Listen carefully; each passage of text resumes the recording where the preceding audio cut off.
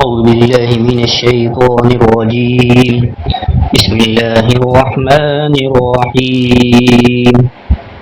وقالت طائفة من أهل الكتاب آمنوا بالذي أنزل على الذين آمنوا وجه النهار آمنوا بالذي أنزل على الذين آمنوا وجه النهار واكفروا آخره لعلهم يرجعون.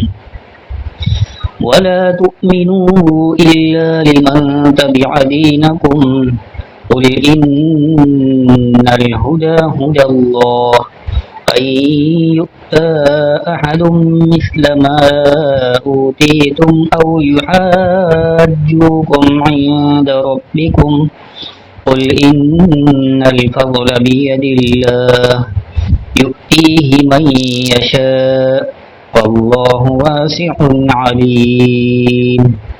صدق الله العظيم.